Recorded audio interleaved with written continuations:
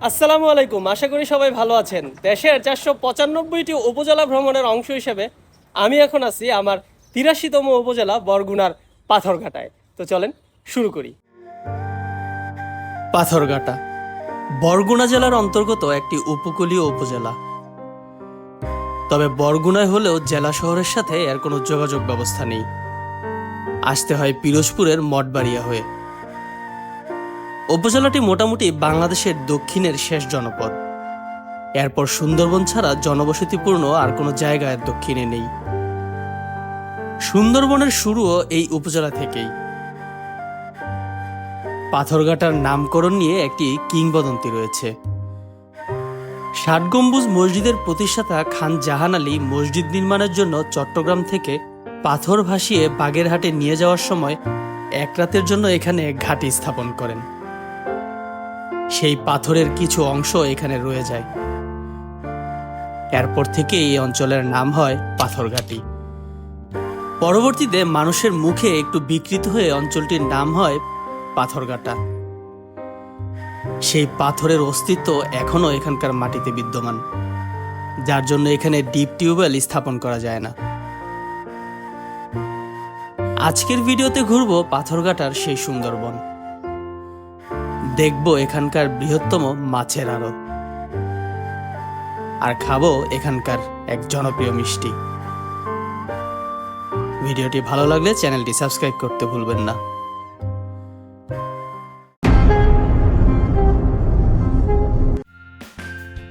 ঢাকা থেকে সরাসরি বাসে আসা যায় পাথরঘাটায়। বরগুনা জেলায় হলেও সড়ক পথে আসতে হয় পিরোজপুরের মঠবাড়িয়া হয়ে। ঢাকার সায়েদাবাদ, গাবতলী, কল্যাণপুর থেকে অসংখ্য বাস আছে পাথরঘাটার। তবে আমি গতকাল ঢাকা থেকে রওনা দিয়ে এসেছিলাম মঠবাড়িয়ায়। চাইলে আমার মঠবাড়িয়া উপজেলার ভিডিওটি দেখে আসতে পারেন। আজ ফজরের নামাজ শেষ করেই বেরিয়ে পড়লাম। গতকালকে মঠবাড়িয়া থেকে এসে রাতে ছিলাম পাথরঘাটার খলিফার হাটে। এখন এখান থেকে প্রথমে যাব হচ্ছে উপজেলা সদরের দিকে, পাথরঘাটা যেটা মেইন শহর, ওইখান থেকে হচ্ছে আমি মুভ করব আজকে উপজেলার বিভিন্ন জায়গায়। একটা অটোতে করে চলে আসলাম পাথরঘাটা গোল চত্বরে। প্রথমে যাব পাথরঘাটার সবচেয়ে বড় মাছের আড়তে। 20 টাকা দিয়ে একটা রিক্সা নিয়ে নিলাম। চাচা, এখন গেলে কি মাছ টাছ দেখা যাবে? 5 মিনিটের মধ্যে চলে আসলাম পাথরঘাটা পল্টন। এটি বাংলাদেশের দ্বিতীয় বৃহত্তম পাইকারি মাছের আড়ত। প্রতিদিন এখানে প্রায় 400 থেকে 500 মণ বিভিন্ন ধরনের মাছ বিক্রি হয়। যেহেতু এটা উপকূলীয় এলাকা, তাই এখানে সামুদ্রিক মাছের পরিমাণই বেশি। ভোর থেকে শুরু হয় এই বেচা বিক্রি, চলে মোটামুটি সকাল 10টা অবধি। বিষখালী নদীর মোহনায় বিএফডিসি কর্তৃক এই আড়ত পরিচালিত হয়। ছোট ছোট মাছ ধরার এই ট্রলারগুলো সমুদ্র থেকে পুরোপুরি ভর্তি হলে এরপর আসে এই ঘাটে। এখান থেকে নামিয়ে বিক্রি হয় আড়তে। তাই নদীর মাছের মতো এখানে অবশ্য তেমন তাজা মাছ পাওয়া যায় না। আর এই সমুদ্রের নৌকাগুলো কিন্তু হচ্ছে অনেক দিন যাবতই আপনার মাছ ধরে, 3 দিন 4 দিন 5 দিন। তো এই জন্য হচ্ছে বরফ নিয়ে যায়। মাছ ধরার পরে না হলে হচ্ছে এগুলো এতদিন কিন্তু রাখতে পারবে না। ওইখানে হচ্ছে বরফ দিয়ে তারপরে সাজিয়ে হচ্ছে এখানে নিয়ে আসে। কি মাছ? আমরা গ্যালকেনি বলি। ও আচ্ছা, আপনি কিনছেন? হ্যাঁ, আমি কিনছি। কত 2000 টাকায় সব। 2000 টাকা এই সব মাছ? এখানে মাছ হবে 3 মণ। ওরে বাইরে ভাই, 3 মণ মাছের দাম মাত্র 2000 টাকা। 2000 টাকা কেজি পড়ছে আপনার 15 টাকার মতো। আর এগুলা বিক্রি করবেন কত করে? বিক্রি করব আমরা 100 টাকা 80 টাকা। অনেক খরচ আছে এর উপরে। আচ্ছা আচ্ছা আচ্ছা, এগুলা কি ঢাকাতে যায়? হ্যাঁ, ঢাকাতে যায়। আমাদের এখানে কাছে মঠবাড়িয়া, পিরোজপুর, আচ্ছা আচ্ছা। ভান্ডারিয়া ওখানে চলে। সামুদ্রিক মাছের মধ্যে বোলের দাম সবচেয়ে বেশি।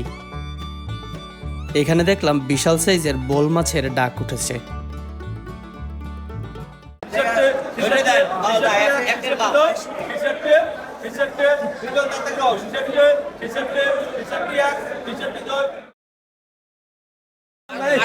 টাকা মন, 1700 টাকা কেজি। বোল মাছ বিক্রি হয় হচ্ছে মন হিসেবে, সাইজ অনুযায়ী হচ্ছে আবার মনের প্রাইস বাড়ে আর কি। যদি সাইজ বড় হয় তখন হচ্ছে মনের প্রাইসও বেশি হবে। এখন যে সাইজটা বিক্রি হলো এটা হচ্ছে ৬৯,০০০ টাকায় আর কি বিক্রি হয়েছে।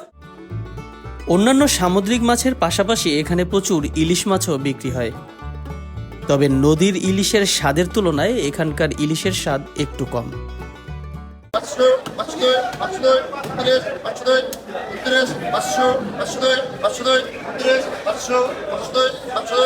বিক্রি হলো ভাই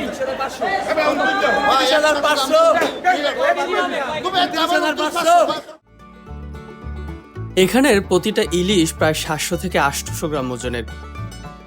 প্রায় ৩ মণ মাছ ছিল এখানে, যেগুলো বিক্রি হলো ২৯,৫০০ টাকায়। সমুদ্রের চিংড়ি মাছও দেখলাম, সাইজ অনুযায়ী সাজানো হচ্ছে বিক্রির জন্য। ও আচ্ছা, কিরকম দাম, কিরকম এটা? ও এখানে কিরকম মাছ হবে? কয় মনের মতো মাছ হবে? চিংড়িগুলো বিক্রি হয়েছিল ৭,০০০ টাকায়। ৮৫,০০০, ৮৫,০০০, ৮৬, ৮৭, ৯০, ৯০, ৯৫, ৯৫, এখানে প্রায় 23 কেজির মতো 1.5 কেজি সাইজের ইলিশ ছিল, বিক্রি হলো হচ্ছে ১,০০,০০০ টাকায়। কেজি প্রতি প্রায় ৪,৫০০ টাকা। ইলিশ সাইজে যত বড় হয় দাম ততই বাড়তে থাকে, তবে সিজনের সাথেও দাম উঠানামা করে। চাইলে এখান থেকে মাছ কিনে ঢাকায়ও নিয়ে যেতে পারবেন বরফ দিয়ে, সে ব্যবস্থাও আছে। একজনকে দেখলাম বাইকে করে কয়েক পেটি মাছ নিয়ে যাচ্ছে। ভাই পারবেন, নিয়ে যেতে পারবেন? ইনশাআল্লাহ। কোথায় যাবেন এগুলো নিয়ে? পাবনা। ও আচ্ছা, বামনা। আরেক উপজেলায় যাচ্ছেন। আড়ত থেকে বের হয়ে একটা রিক্সা নিয়ে নিলাম। এতক্ষণ যে বিষখালী নদীর পাড়ের আড়তে ছিলাম, এখন যাব সেই নদীরই একটু সামনে মোহনার দিকে। জায়গাটার নাম নীলিমা পয়েন্ট। এটা পাথরঘাটা উপজেলা চত্বরের সামনেই। খুবই সুন্দর একটা জায়গা। নদীর ঠিক ওই পারেই বরগুনা সদর উপজেলা, আর একটু দক্ষিণ দিকে এগোলেই বঙ্গোপসাগর। এটা পাথরঘাটার সবচেয়ে জনপ্রিয় একটা জায়গা। এই জায়গাটা হচ্ছে বেড়িবাঁধের মতো একটা জায়গা। উপজেলা প্রশাসন থেকে হচ্ছে এখানে ব্লক দিয়ে খুব সুন্দর করে জায়গাটা করা হয়েছে, আর বসারও জায়গা আছে। তবে আমি আসছি হচ্ছে সকালবেলা, এই জন্য সূর্যটা হচ্ছে উল্টা দিকে, পূব দিক থেকে এখন উঠছে মাত্র। কিন্তু আপনারা যদি বিকালবেলা যদি এই জায়গাটাতে আসেন তাহলে আমার মনে হয় যে বেস্ট একটা সিনারিও হবে, মঠবাড়িয়ার মতো। কিন্তু আসলে অনেক জায়গায় কাজ থাকে বা অনেক জায়গায় ঘুরতে হয়, তো এই জন্য আসলে টাইম সব জায়গায় ম্যাচিং হয় না। রোদটা না থাকলে হয়তো আরো ভালো লাগতো, তবে একদিকে ভালোই হয়েছে, এখন জায়গাটা একদম ফাঁকা। বিকেলে নাকি এখানে প্রচুর মানুষ হয়। এখন হচ্ছে জোয়ার চলতেছে, তাই এই পর্যন্ত পানি। আর ভাটার সময় কিন্তু হচ্ছে পানিটা আরো নিচে নেমে যায়, তখন কিন্তু এই গাছগুলো থেকেও হচ্ছে আরো দূরে চলে যায় এই পানিগুলো। রোদের তাপ এত বেশি যে মনে হচ্ছিল পুড়ে যাচ্ছি, তাই বেশি দেরি না করে চলে আসলাম উপজেলা চত্বরে। এখন যাব পাথরঘাটা বাজারে সকালের নাস্তা করতে। একটা হোটেলে সকালের নাস্তা শেষ করে বাজারের মিষ্টি পট্টিতে ঢুকলাম। ঢুকতেই দেখি এখানে গুড় বিক্রি হচ্ছে, তবে এটা তালের গুড়। স্থানীয়দের ভাষায় বলে তালের রোয়া। পাথরঘাটায় প্রচুর তাল গাছ হয়, আর এজন্য এখানে তালের গুড় খুবই জনপ্রিয়। আর দামও খুবই কম, মাত্র ১২০ থেকে ১৫০ টাকার মধ্যেই পাওয়া যায়। কিসের গুড় এগুলা? তালের গুড়। তালের কত করে কেজি? এটা কত করে কেজি? ১৫০ টাকা। এটা কি রস? রওয়া রওয়া রোয়া। আর এটা কত? এটা ২০০ টাকা। 200 টাকা কেজি। আমি এর আগে কখনো তালের গুড় বা রোয়া খাইনি, তাই টেস্ট করার জন্য একটু চেয়ে নিলাম।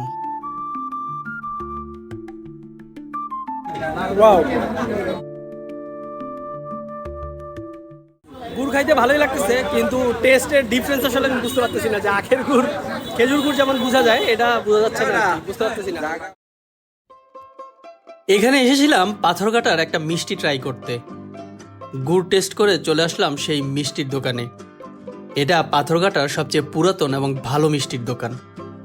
তবে সমস্যা হচ্ছে এই দোকানের মালিকের ব্যবহার নাকি তেমন ভালো না, তাই এখানে লোকজন এখন কম আসে।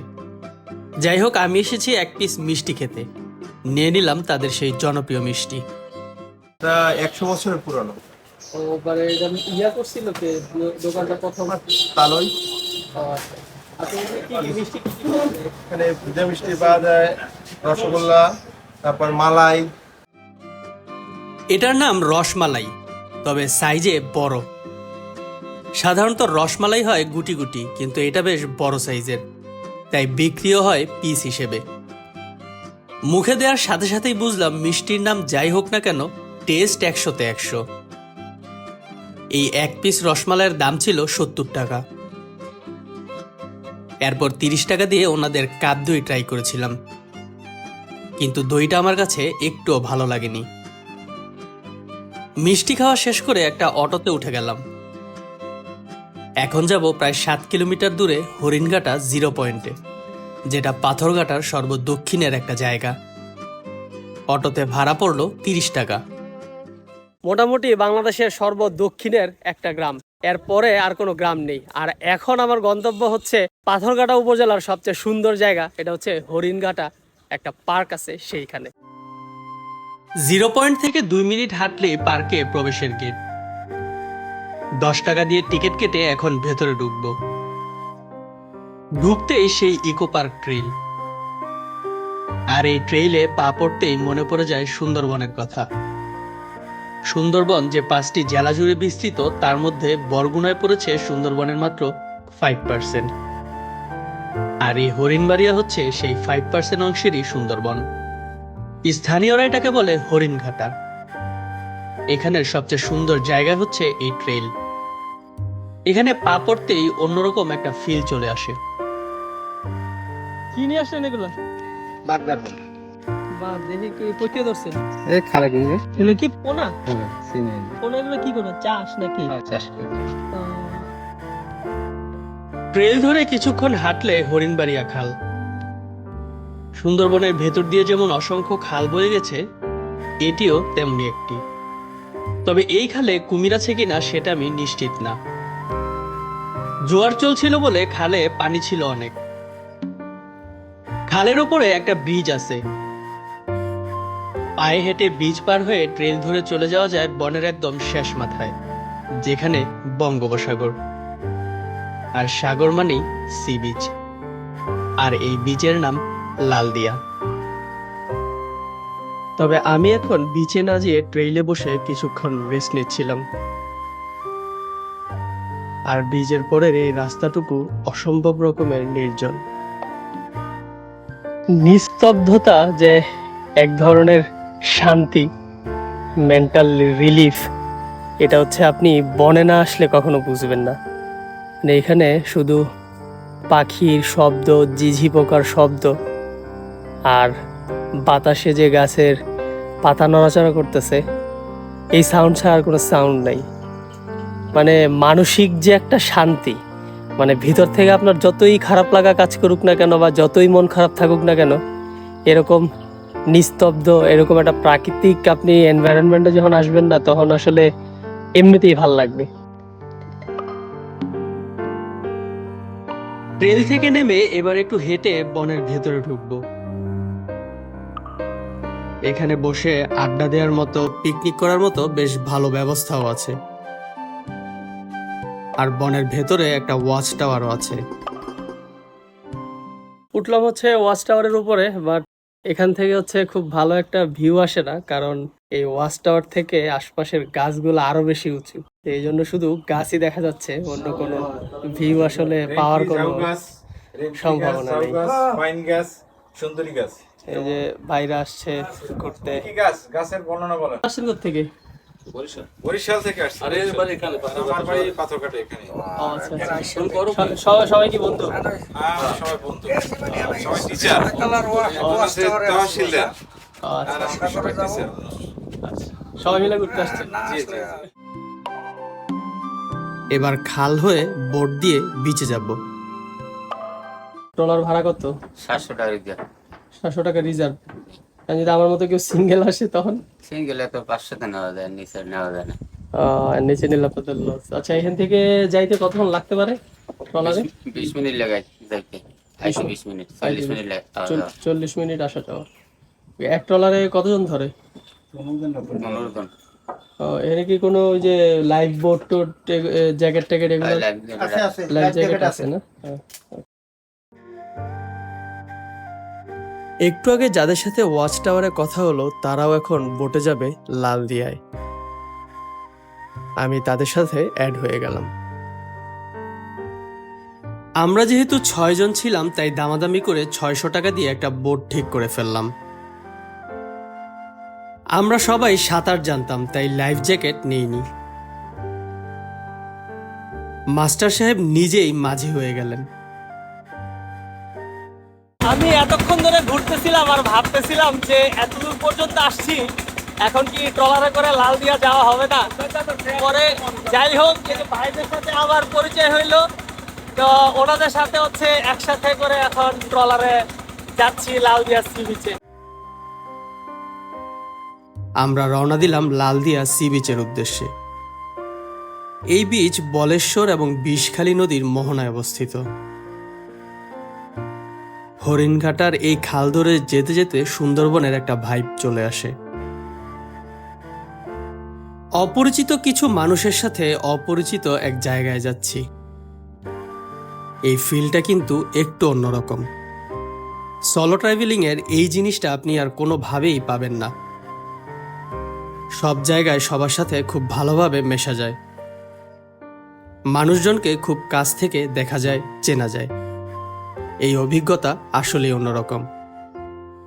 আঁকাবাঁকা এই খাল ধরে যেতে ভালোই লাগছিল, দুই দিকেই বন। তবে সুন্দরবনের এই অংশে কোনো বাঘ নেই। আগে এখানে প্রচুর হরিণ দেখা যেত, আর এই কারণেই এই জায়গার নাম হয়েছে হরিণের ঘাট বা হরিণঘাটা। বোটের জার্নিটা অসম্ভব রকমের রোমাঞ্চকর লাগছিল। হরিণবাড়িয়া ইকো পার্কের ভিতরে যে দুইটা খাল আছে, এই দুইটা খাল ঠিক এই জায়গাটাতে এসে হচ্ছে একসাথে হয়েছে। আর এর পরেই কিন্তু হচ্ছে একদম বঙ্গোপসাগর। একটু পিছনে, আমার ঠিক পিছনেই হচ্ছে নদীর মোহন। কখন যে খাল পার হয়ে মোহনায় চলে এসেছি টেরই পাইনি। এখানে 3টা নদী এসে মিশেছে। জায়গাটা অন্যরকম সুন্দর। একটু পর ভাটা শুরু হবে, তাই বোট থামবে খালের পাশে একটা উঁচু জায়গায়। বোট থেকে নামার পর সমুদ্রের দিকে তাকাতেই মনটা ভালো হয়ে গেল। তবে এই বিচ কিন্তু কক্সবাজার না। অনেকেই ভাবেন সি বিচ মানেই কক্সবাজারের মতো বালুময়, কিন্তু সুন্দরবন অংশে যত বিচ আছে কোনোটাতেই কিন্তু বালু নেই, সবগুলোই এমন কাদামাটির বিচ। ভাটা চলছিল বলে আমরা সমুদ্রে নামিনি, কারণ ভাটার সময় এই জায়গাটা একটু রিস্কি। আমরা বেশ কিছুক্ষণ এখানে আড্ডা দিয়ে আবারও বোটে উঠে পড়লাম। বছর 3 আগে একবার আমার এক্স ট্যুরমেট সহ সুন্দরবনে একটা ট্যুর দিয়েছিলাম। বারবার সেই স্মৃতি মনে পড়ে যাচ্ছিল। পুরনো সব স্মৃতি আর নতুন অপরিচিত সব মানুষদের সাথে ভ্রমণ একই মনে 2 ধরনের ফিল কাজ করছিল। তবে জার্নিটা ছিল অসাধারণ। বোটে যদি এখানে না আসতাম তাহলে হয়তো অনেক কিছুই মিস করতাম। দেখতে দেখতে আমরা চলে আসলাম আবারও ব্রিজের কাছে। এখন বোট থেকে নেমে যাব। এখন যদিও ভাটা চলতেছে, দেখেন এখানে কিন্তু যে যখন গেছিলাম তখন কিন্তু এখানে যাওয়ার সময় অনেক পানি ছিল, বাট এখন আসছি এখন কিন্তু এখানে পানি নেই, পানি একদম কমে গেছে। তাই এখন হরিণঘাটা থেকে বের হয়ে এখন হচ্ছে মেবি আমার পাথরঘাটা উপজেলার লাস্ট পয়েন্টে এখন যাব। হরিণঘাটা 0 পয়েন্টে এসে অটোর জন্য ওয়েট করছিলাম। স্থানীয় কিছু মানুষের সাথে কথা হলো। তারা বলল এখানে একটা রিসোর্টও আছে, যদি কেউ রাতে থাকতে চান তাহলে থাকতে পারবেন। এদিকে রুম আছে কয়টা? 4টা ভাড়া কত করে? ভাড়া 3000 আর হলে 2000। এসি আছে? এসি আছে, 2টা এসি আর 2টা non AC. Non AC. 0 point থেকে পাথরঘাটা উপজেলার একটা অটোতে উঠে পড়লাম। উপজেলায় নেমে জোহরের নামাজ শেষ করে দুপুরের খাবার খেয়ে নিলাম। আর পাথরঘাটার ঘোরাঘুরিও মোটামুটি এখানেই শেষ করলাম। একটা অটো নিয়ে চলে আসলাম পাথরঘাটার তালতলা চত্বরে। এখান থেকেই সরাসরি ঢাকা সহ পাবনা, কুষ্টিয়া, গাজীপুর, ইভেন চট্টগ্রামেরও বাস পাওয়া যায়। এখান থেকে হচ্ছে আমি এখন মুভ করবো আমার নেক্সট উপজেলায়। তো আমার পাথরঘাটা উপজেলার ভিডিওটাই তালতলা চত্বর থেকে শেষ করতেছি। যারা এখন আমার চ্যানেলটি সাবস্ক্রাইব করেন, দয়া করে প্লিজ চ্যানেলটি সাবস্ক্রাইব করে দিবেন। সবাই ভালো থাকবেন। আসসালামু আলাইকুম।